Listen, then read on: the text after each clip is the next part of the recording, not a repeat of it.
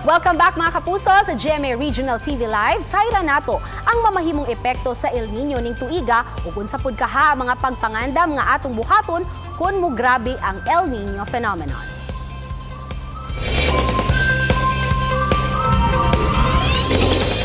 Marso 21, dihang gideklarar sa Pag-asa ang pagsugod na sa dry hot season sa nasud.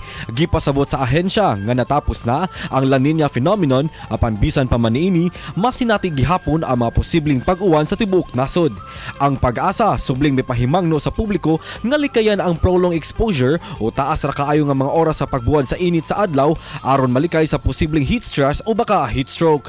Karong buntaga, mga ikitagdugang kasayuran kabahin sa dagan sa panahon gikan sa Pag-asa Visayas. Ug makauban nato karong buntaga si Engineer Jomar Eclarino, weather specialist sa Pag-asa Visayas. Good morning, Engineer Jomar Eclarino. Good morning, Ma'am Luan, maayong buntag mga kapuso ug sa tanang viewers sa GMA Regional TV Live. Engineer Jomar, una sa tanan na sinati na nato ang grabing kainit Marso pa lang. Aduna pa ba'y posibilidad nga mas mo grabe pa ang atong masinating kainit sa mosunod nga mga buwan? Yes, Ma'am Luan, first of all, kining nasinati nato nakainit sa panahon tungod kini sa nagsugod na ang gitawag nato na warm and dry season o tag-init sa Pilipinas.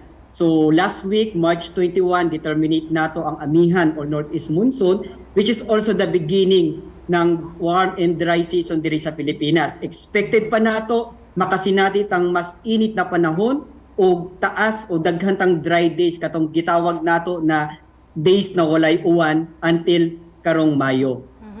Dinhi sa Central Visayas managlahi ang heat index nga nasinati. In particular, unsa mga dapit ang sagad nga makasinati og taas-taas nga heat index? Engineer Jomar. Yes, so nagsugod na atong dry hot season o tag-init sa Pilipinas, so magkaanam-anam na musakang atong temperature o heat index. So anywhere in the part of the Philippines makasinati tan taas na heat index. So kining heat index na gitawag nato kini ang actual na kainiton na ma-feel ng atong lawas or kini yung apparent temperature. So masukod kini gamit ang duha ka data gitawag nato na air temperature o relative humidity or katong alinsangan o igang.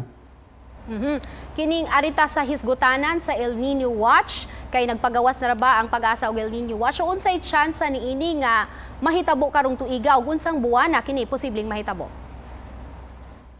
So far, ang atong ENSO phase karon is gitawag nato na ENSO neutral. So meaning to say ENSO neutral dili ta La Nina ug dili ta El Nino. So magpadayon kining ENSO neutral until this June, and base sa atong mga latest climate model forecast, it says na ang El Nino will likely to develop this coming July, August, September season and mo padayon pa kini until next year. So nakita nato kaya nag-issue tayo ng El Nino Watch because ang probability ng El Nino is more than 55% in the next 6 coming months. Engineer Jomar, for the benefits sa atong mga viewers, no, ato lang i-simplify kining heat index o kining temperatura unsay nakalahi ani, Engineer Jomar? Yes, so akong gisulti ganiha ang heat index kini ang atong actual na mapil na kainiton sa atong lawas. So naay duha ka data dapat para masukod ang heat index. Kining gitawag nato na air temperature o relative humidity or amount of moisture sa atmosphere. Also kining heat index ang atong gigamit na scale nato kung unsay level ang atong kainiton o kaalimuot sa panahon, like extreme caution or danger category. Example, diri sa Cebu, expected nato karong Mayo, musaka ang atong heat index up to 45 degrees Celsius ug under kini sa danger na category. Pero aduna pa ba gihapoy tsansa nga masinati nato ang mga kusog nga pag-uwan karong buwan na hangtod sa Mayo? Even though ended na ang La Nina o naata sa ENSO neutral or nagsugod na ang tag-init sa Pilipinas, asahan pa rin natin na makasinati ta mga pag-uwan. Ilabi na kining mga patak-patak na pag-uwan or kini mga localized thunderstorms. Bugna kini o resulta kini sa pila ka adlaw na init ang panahon, ma-develop ang mga convective o convection clouds. But ang atong mga pag-ulan, expected nato patak-patak or isolated ra. Kay summer na ra ba, Engineer Jomar, daghan gyud ang mga ligo ug dagat. So unsay imong tambag, unsay healthy nga mga oras nga mamahimo pang magpainit ug maligo sa dagat? So base sa atong mga data or time na nasukod ang atong maximum temperature o heat index, so likayan nato ang pag-expose sa adlaw, ilabi na ang oras alas 10 sa buntag up to 3 p.m. So kining orasa diri masukod nato ang maximum air temperature o maximum heat index na delikado sa atong lawas. Finally, Engineer Jomar, unsay imong mensahe ngadto sa atong mga kapuso?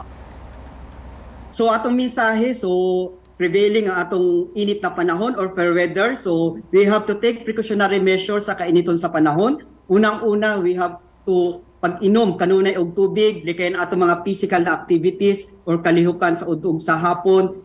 Ilabi na mo gawas ta, magdala ta mga pang-protection sa adlaw og padayon ta mag-monitor sa atong mga latest weather update ug other weather-related information gikan sa Pag-asa. Daghang salamat, Engineer Jomar Eclarino, sa imong gihatag kanamo nga oras ug pagpasabot sa ato ang mga kapuso viewers. Daghang salamat Ma'am Luan ug sa tanang viewers ng GMA. Mag-ingat ta mga kapuso. Og bubalik pa ang GMA Regional TV Live.